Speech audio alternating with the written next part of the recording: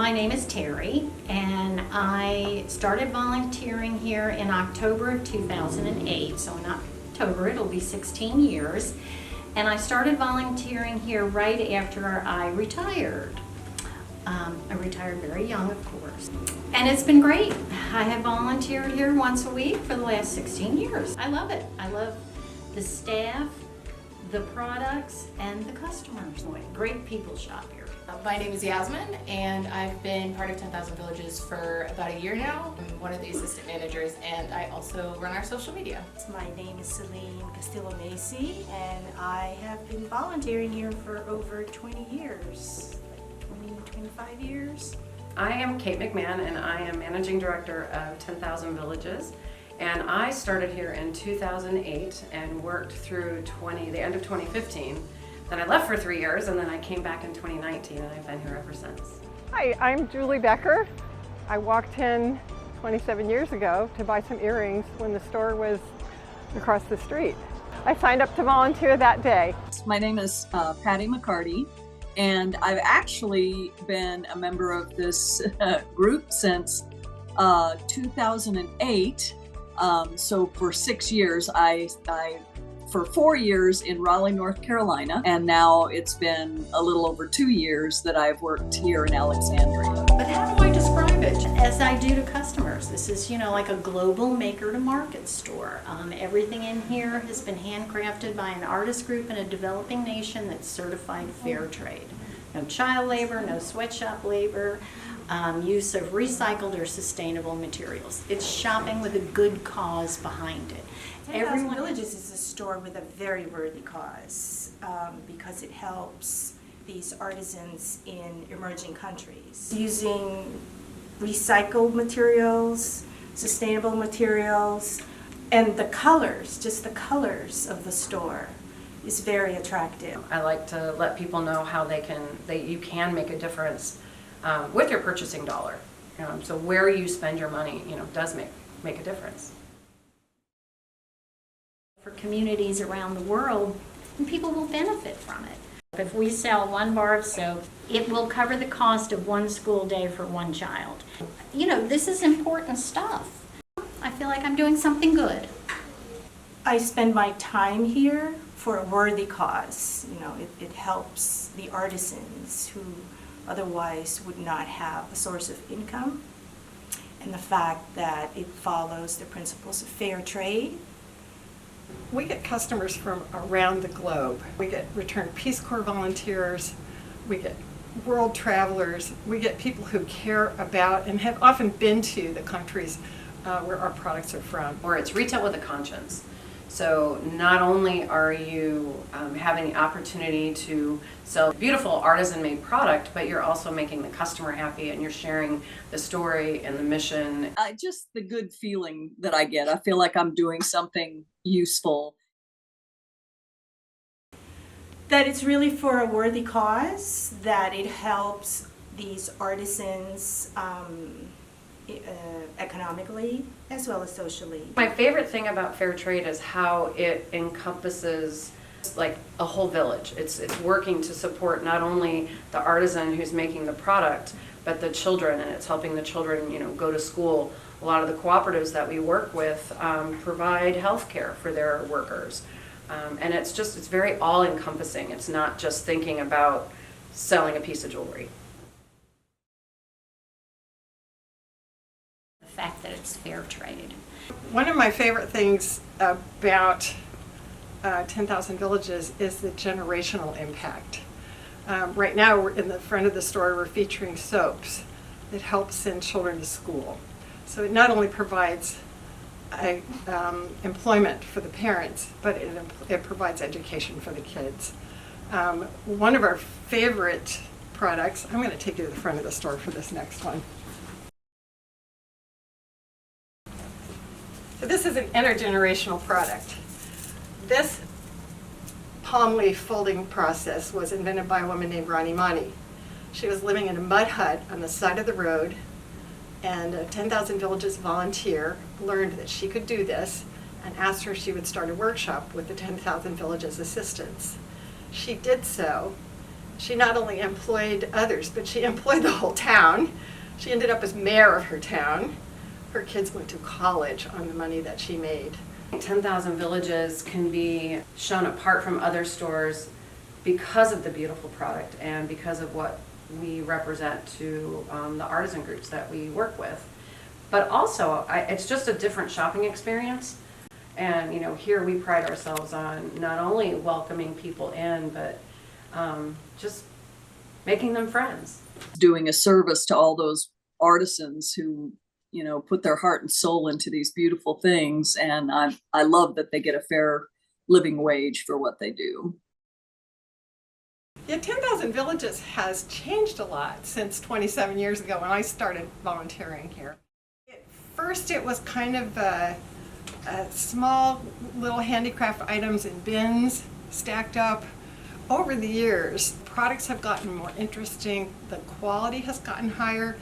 10,000 Villages works to actually coordinate 2 years in advance the colors and textures so that the collections work together, and what we present in the store is a lot more high-end. And you can hear that in the comments that customers make when they walk into the store. We're just kind of continuing evolving, trying to figure out the best ways that we can display the beautiful artisan-made product that we're here for. Kate is always coming up with new stuff to sell that every time it comes in, I'm just amazed at what she finds. People who are visually impaired come in to shop, and Kate likes to have a staff person who will shop with each person who's come in to shop, because you know they have a lot of questions, or they might be looking for something specific, but you still, you know, they want to know what color it is, and you know, you've got to take them to it, and you know, they want to be able to see what it feels like, everything. So it's... Our store wasn't always at this location. We used to be across the street in a location that had just one small display area downstairs and 5 rooms upstairs. At one point we realized this wasn't working for us, and so we moved to this location. And my favorite memory of that is we had all the store's inventory on these wagons that stacked. One Saturday morning, we linked all the wagons together and had a 10,000 Villages train going down King Street with all of the store's inventory and into the new store with about 30 volunteers that helped us move that. We have beautiful hand-batiqued clothing for kids. And a mom came in one day and I was showing her the clothing, and the little girl was standing there and she was just kind of looking up at it. And so we took one of the dresses and we just put it on right over what she had on. And the minute she had it on, she just started doing this, and she was twirling around, and she started running around the store. Needless to say, the dress never came off. They bought the dress, and she walked out the door continuing to twirl around in her beautiful new dress. Asking someone where they were from, and they said they were from Minnesota. Well, there was another family on the other side of the store, and they perked up their ears and said, "Wait, we're from Minnesota also." All of a sudden we had these 2 families in the corner just chatting away. And so we brought 2 families together who had not known each other before then. So that was kind of fun. Definitely the elephant poop. I don't know where else you would find something that is made out of poop. So all of these are made out of poop and partially recycled paper. We've got notebooks, we have these cute little magnets, and what I think is also really cool is that it's part of an initiative to stop the killing of elephants in Sri Lanka, so it also goes toward a really great cause. Interesting and unique items are these lost wax sculptures, because each one is literally one of a kind. When they finish making it, because of the process they use, they have to break the mold. I had the incredible privilege to actually visit this workshop when I went to Cambodia. So they actually take large shell casings that are about this big and make beautiful, lovely jewelry out of it. And this particular pair actually is stamped right on it, peace, in the Khmer language. All of it is unique, I think, and interesting. I like the welcome mat that's made from recycled flip-flops. I think that is very unique to take something like that and turn it into something so useful. We've been partnering with a shelter in Albania for women. And we've had products that they make there at the shelter, and we sell them here. And it's a local woman who's the representative, and she was in one day, and she and Kate, who's the manager, were talking, and they decided that she would do a workshop here, and that the cost of admission to the workshop would be like a piece of donated jewelry. And we would sell the jewelry in the store to raise money for the Albanian shelter.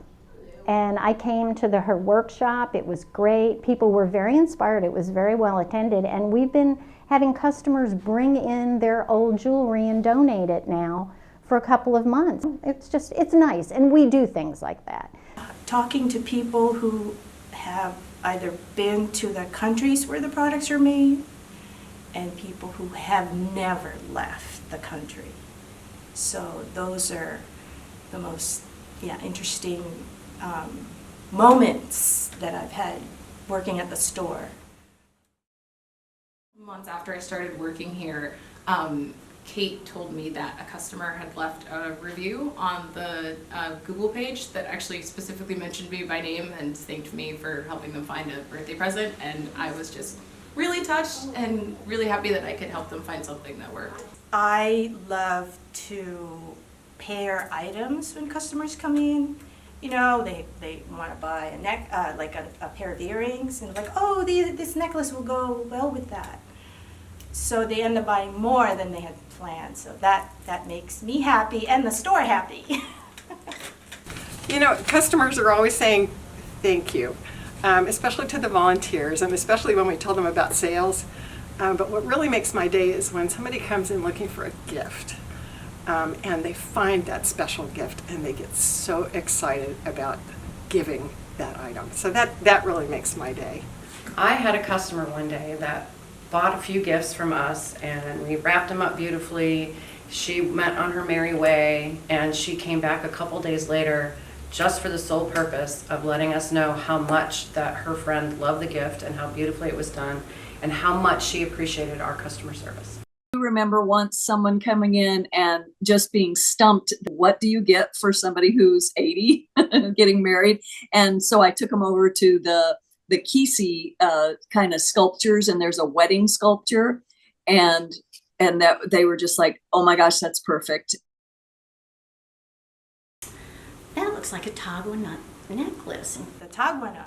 This falls off a palm tree in Colombia and Ecuador. It's a non-edible nut. They carved it into holiday ornaments. And I think that's just very clever that people can find this on the beach and make something out of it. I really like the earrings that I'm wearing. They are from Cambodia, and they're actually made out of bombshells, and they're inscribed with the word peace in Khmer. I think it's amazing that people can take weapons of destruction and make them into something so beautiful. Well, my favorite are the items made with tagua nut because it's so unique to me, and the sari covered beads, the necklaces especially. But the tagua nuts really call the attention because of the bright colors, and people have all flagged me down. It's like, where did you get your necklace? It's really pretty. It's from 10,000 villages in the U.S. because I travel, so like you gotta go to the store to get it. That's our tape measures. People don't know what it is when they first see it, and when they discover what a fun and interesting toy and useful item it is, there's always delight. I find this glass to be just remarkable. It is all hand blown, but it's recycled glass, but they add a mineral to it. So when they add a mineral, it puts in this beautiful turquoise color. And it's every piece that we get in is a little bit different, a little bit unique, and it's useful product. Martini glass, wine glass. I kept an eye on singing bowls for a really long time when I was in Raleigh, and I just loved the singing bowls. I just kept kind of looking at one, and just before I left there, I bought one. I have a lot of respect for the artisans whose work we sell. They are working under conditions that we can't even imagine. We hope that we are able to help them, thank them for what they do for us as well, and the community. keep doing what they're doing, that their stuff is beautiful and creative and amazing. I just want to say thank you. This store wouldn't be here without you. What you do has your heart and soul in it. We see that every day, and we so appreciate it. I would tell them that they are resilient and to keep making awesome product for us to sell. Excited. 30 years is a long time, and I started shortly after they started. So I think it's an accomplishment not only for the staff that we have now, staff and volunteers that we have now, but for the group that started it, you know, the ones who had the foresight to put it in Old Town. That was amazing, and I'm excited to be part of 30 years. I'm delighted. I'm delighted we're still here. I haven't been here the whole time, but I'm delighted that the store is still here. I think this is a perfect place for it. I feel so proud of everyone who's participated in 10,000 Villages, and especially Kate, for all of her years and years of dedication to the store. And I want to thank everyone for making this 30th anniversary possible. Feels great. Looking forward to it. If I were to use one word, Great. Great staff, great manager, very nice board, and very nice people who come in here to shop. worthy. Joyous. It's nourishing. I went to lunch with a friend when I was considering this, and she looked me in the eye and she said, "Do you find all of this nourishing?" And my answer was, hell yeah. I would say rewarding. That's my word. Oh, that people become more aware of fair trade and how it helps people in need, especially. And I'm really proud of the 30 years that we've accomplished. I hope the store can continue to not only be here, but to thrive. That it continues. The one in Raleigh is no longer, and that makes me terribly sad because it was a beautiful store. I just want it to succeed and for all of the stores to succeed. I would love to see the store here another 30 years.